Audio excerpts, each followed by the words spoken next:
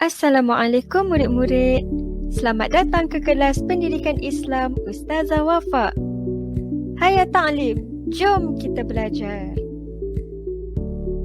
Hari ini kita akan mempelajari satu tajuk bidang akidah iaitu beriman kepada kitab. Murid-murid, kita hendaklah menjadikan Al-Quran sebagai kitab panduan kerana Al-Quran merupakan wahyu Allah yang mengandungi ajaran Islam. Tambahan lagi, Al-Quran ialah kitab Allah yang terakhir dan satu-satunya kitab yang terpelihara daripada penyelewengan sehinggalah hari kiamat nanti. Ustazah, apakah hukum kita beriman kepada Al-Quran? Arif, kita wajib beriman dengan Al-Quran kerana ia mengandungi perintah dan larangan Allah yang mesti kita patuhi. Ustazah, apakah pula dalil naqli kewajipan beriman kepada kitab? Naqli beriman kepada kitab. A'udzu billahi minasyaitonir rajim.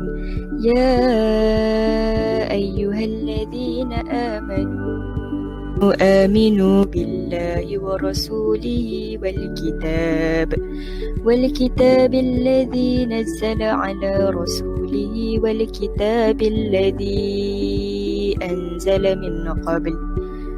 Surah An-Nisa ayat ke-136 yang bermaksud, wahai orang yang beriman, tetaplah beriman kepada Allah dan Rasulnya dan kepada kitab yang Allah turunkan kepada Rasulnya serta kitab yang Allah turunkan sebelumnya. Murid-murid, dengan ini kita wajib beriman dengan kitab-kitab yang telah diturunkan Allah kepada para Nabi dan Rasul dengan meyakini kebenaran serta isi kandungannya. Ustazah, apakah kitab-kitab yang telah diturunkan Allah kepada para Nabi dan Rasul ini? Sebelum tu Arif, kita perlu lihat apakah yang dimaksudkan dengan kitab Allah. Kitab Allah bermaksud kalam Allah yang diwahyukan kepada para Nabi dan Rasulnya. Kitab ini mengandungi syariat dan petunjuk yang memimpin manusia ke jalan yang benar dan diredai Allah Subhanahu Wa Taala.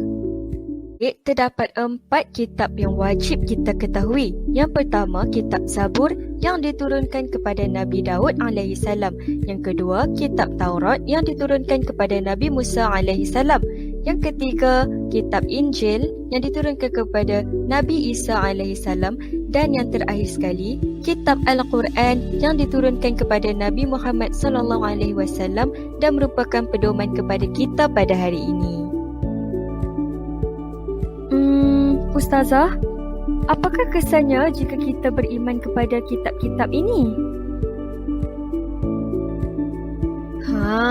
Kalau kamu nak tahu, terdapat banyak kesan-kesan sekiranya kita beriman kepada kitab-kitab ini. Antaranya adalah yang pertama, iman semakin bertambah. Yang kedua, mendapat syafaat Al-Quran. Yang ketiga, hidup menjadi aman dan teratur. Yang keempat, masyarakat tenteram. Dan yang terakhir sekali, dikasihi Allah Subhanahu Wa Taala. Nah murid-murid, walau bagaimanapun, kita harus membuktikan keimanan kita terhadap kitab melalui tindakan ataupun perbuatan kita. Oh begitu. Baik Ustazah, dengan ini kami berikrar akan beriman kepada kitab-kitab Allah Subhanahu Wa Taala dan membuktikan keimanan kami melalui tindakan menunaikan solat 5 waktu, menjadi seorang yang amanah,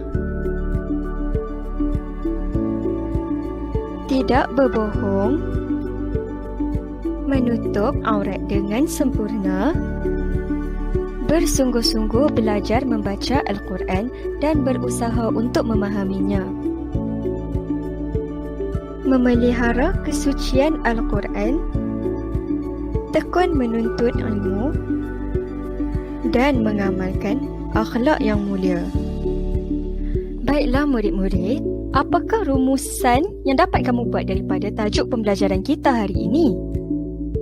Ustazah, rumusan yang kami perolehi daripada tajuk pembelajaran hari ini ialah Kita wajib beriman kepada kitab Al-Quran dengan belajar bersungguh-sungguh, berusaha memahami dan mengamalkan isi kandungannya.